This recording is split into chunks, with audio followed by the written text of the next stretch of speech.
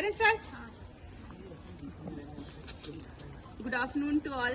जैसे कि हम लोग देख रहे हैं, हम लोग आम के पेड़ के नीचे खड़े हैं और यहाँ पे हम लोग को दिखाई दे रहा है कि ये जो लाल चींटी आपको देख रहे हो कि इसकी वजह से ये जगह जगह पेड़ को इसने बहुत ज्यादा नुकसान पहुंचाया हुआ है। तो ऐसा क्यों हुआ है और ये किस वजह से ऐसा कर रहे हैं उसके बारे में हम लोग जानते हैं।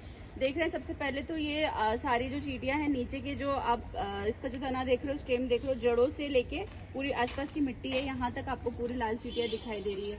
ये कोई किसी तरह का कोई डिसऑर्डर नहीं है, किसी तरह की कोई डिजीज नहीं है, ये सिर्फ चींटे की वजह से इसने अपना एक पूरा जाल जैसा बनाया हुआ है जिसमें इसने इतनी बारीकी से इसको गूंथा हुआ है कि आसपास ये आपको फंगस जैसा दिख रहा है। ये फंगस जैसा भी नहीं है, ये जैसे मकड़ी कैसे जाला बना लेती है उस तरह से ये जाला बना के इसने पूरा एक स्ट्रक्चर पैक कर लिया है।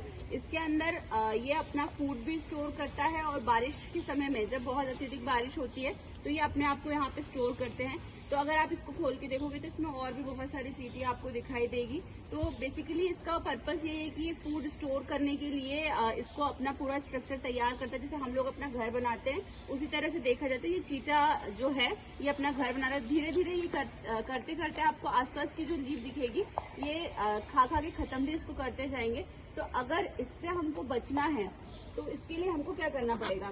आप लोग कहीं भी और भी आम के पेड़ देखोगे वहां पे भी आपको ये समस्या दिखाई दे सकती है। और अगर फार्मर आपसे पूछ ले या कोई आपके घर के ही लोग पूछ ले तो आप इसके लिए क्या ट्रीटमेंट बस सजेस्ट करोगे। कोई कुछ ऐसा बता सकता है मेरे को कि किस तरह से इसको हम रोक सकते हैं।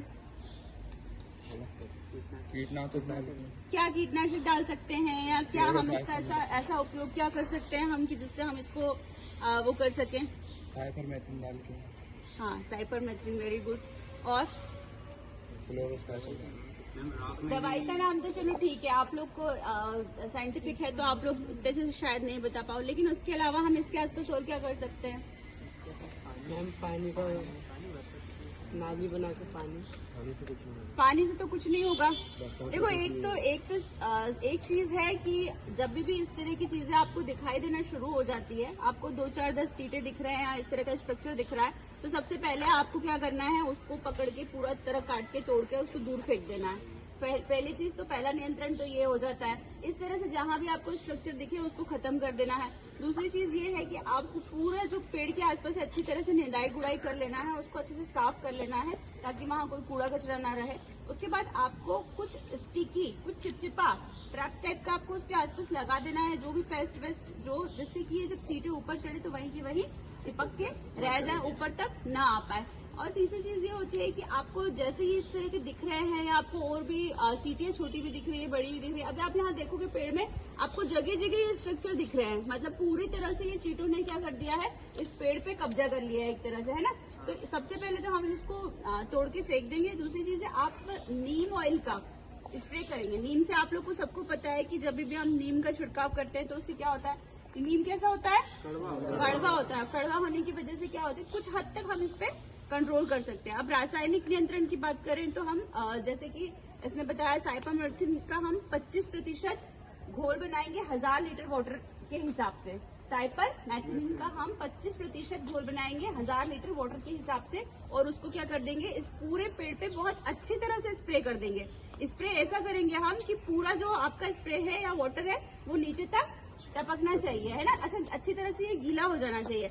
आप लोगों ने नॉर्मली नोजल देखे हैं, स्प्रे नोजल देखे हैं। आम के लिए हम लोग जो नोजल यूज करते हैं उसकी हाइट कम से कम इतना ऊपर जाना चाहिए कि 10 से 15 फीट तक वो आसानी से ऊपर चला जाए। तो इस तरह की चीजें जब भी आप देखो पेड़ में तो सबसे पहली चीज यही हमको करना है कि उसका हम लोग को ध्यान रखना है कि अगर ज्यादा मात्रा में हो रहा है तो फिर हम उसको केमिकल की तरह से ही कंट्रोल कर पाएंगे। जैसे आप इस पेड़ में और भी जगह देख रहे हो कि ये जो लीफ है ये देखो किस तरह से ये खराब हो रही है ना।